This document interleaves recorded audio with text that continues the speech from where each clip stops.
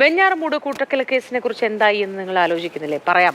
ഈ കൂട്ടക്കൊലക്കേസിലെ പ്രതി അഫാനുമായി കിളിമാനൂർ പോലീസ് ഇന്ന് തെളിവെടുപ്പ് നടത്തും. പുല്ലമ്പാറ എസ്.എൻ. പുരം സ്വദേശി ലത്തീഫിന്റെയും ഭാര്യ സജിത ബീവിയുടെയും കൊലപാതകവുമായി ബന്ധപ്പെട്ടാണ് ഇന്ന് തെളിവെടുപ്പ്.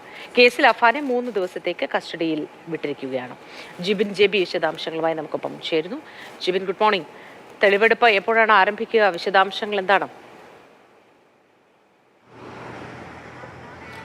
മോത്തി അഫാന്റെ പിതൃ സഹോദരനായിട്ടുള്ള ലത്തീഫിന്റെയും ഭാര്യ സജിത ബീവിയുടെ കൊലപാതകവുമായി ബന്ധപ്പെട്ട കേസിലാണ് അഫാനെ കഴിഞ്ഞ ദിവസം കിളിമാനൂർ പോലീസിന്റെ കസ്റ്റഡിയിൽ നെടുമങ്ങാട് കോടതി വിട്ടത്. 3 ദിവസത്തെ പോലീസ് കസ്റ്റഡിയാണ്. കഴിഞ്ഞ ദിവസം രാത്രി ഇവിടെ ഉച്ചയോടുകൂടി കിളിമാനൂർ പോലീസ് സ്റ്റേഷനിൽ കൊണ്ടുവന്ന് അഫാനെ വിശദമായി ചോദ്യം ചെയ്തിരുന്നു. ഇതിന് പിന്നാലെയാണ് ഇന്ന് രാവിലെ 7:30യോടുകൂടി തന്നെ സംഭവ സ്ഥലത്തേക്ക് എത്തിച്ച് തെളിവെടുപ്പ് നടത്തുമെന്നാണ് ഇപ്പോൾ പോലീസ് അറിയിച്ചിരിക്കുന്നത്.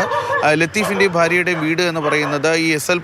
പുരം എന്ന് പറയുന്ന സ്ഥലത്താണ്. അതായത് ഈ വെഞ്ഞാറമൂട് നിന്ന് പാങ്ങോടേക്ക് പോകുന്ന വഴി എസ്.എൻ. പുരം എന്ന് പറയുന്ന സ്ഥലത്താണ് ലത്തീഫിന്റെ വീട്. അവിടെയാണ് ഈ 2 കൊലപാതകങ്ങൾ നടന്നത്. അവിടേക്ക് അഫാനെ എത്തിച്ച് തെളിവെടുപ്പ് നടത്തുമെന്നാണ് പോലീസ് അറിയിച്ചിരിക്കുന്നത്. അവിടെ പ്രധാനമായി 2 കാര്യങ്ങളുണ്ട്. അതായത് ലത്തീഫിനെ കൊന്നത് എന്തിനാണ് എന്ന കാര്യം സംബന്ധിച്ച് വിശദമായ മൊഴി എടുക്കേണ്ടതുണ്ട്. ഇപ്പോൾ അഫാൻ പ്രാഥമികമായി നൽകിയിട്ടുള്ള മൊഴി മാത്രമാണുള്ളത്. അതായത് സാമ്പത്തിക പ്രതിസന്ധിയിൽ സഹായിച്ചില്ല, കുടുംബത്തെ പല തവണ കുത്തി പറഞ്ഞു, മാതാവിനെ എപ്പോഴും കുറ്റപ്പെടുത്തിയിരുന്നു. ഇത്തരത്തിലുള്ള കാര്യങ്ങളാണ് പോലീസ് മൊഴി നൽകിയിട്ടുള്ളത്. അതുകൊണ്ട് അത് കേന്ദ്രീകരിച്ചായിരിക്കും ഇന്ന് വിശദമായ ചോദ്യം ചെയ്യൽ നൽകുക. മറ്റൊരു കാര്യമെന്ന് പറയുന്നത് ഈ കുടുംബത്തിലെ ഷിമി, അഫാന്റെ ഉമ്മ ഷിമി കഴിഞ്ഞ കുറച്ച് ദിവസങ്ങളായി വെഞ്ഞാറമൂടുള്ള സ്വകാര്യ മെഡിക്കൽ കോളേജ് ആശുപത്രിയിൽ തീവ്രപരിചരണ വിഭാഗത്തിൽ ചികിത്സയിലായിരുന്നു. കഴിഞ്ഞ ദിവസം ആരോഗ്യസ്ഥിതി മെച്ചപ്പെട്ടതിനെ തുടർന്ന് ഇവരെ മുറിയിലേക്ക് മാറ്റുന്ന സാഹചര്യമുണ്ട്. അതിന് പിന്നാലെയാണ് ഈ കുടുംബത്തിലെ 5 മരണങ്ങൾ സംബന്ധിച്ചിട്ടുള്ള വിശദാംശങ്ങളും മാതാവിനെ അറിയിച്ചത്. അതുകൊണ്ട് തന്നെ ഇനി ഈ കൊലപാതകവുമായി ബന്ധപ്പെട്ട മറ്റു കാര്യങ്ങൾ അമ്മയ്ക്കും പോലീസിനോട് തുറന്നു പറയേണ്ടി വരും. കാരണം പലതവണ ചോദ്യം ചെയ്തപ്പോഴും കട്ടിൽ നിന്ന് തറയിൽ വീണ് തലയ്ക്ക് പരിക്കേറ്റതെന്നാണ് മാതാവ് പോലീസിന് നൽകിയിട്ടുള്ള മൊഴി. എന്തായിരുന്നാലും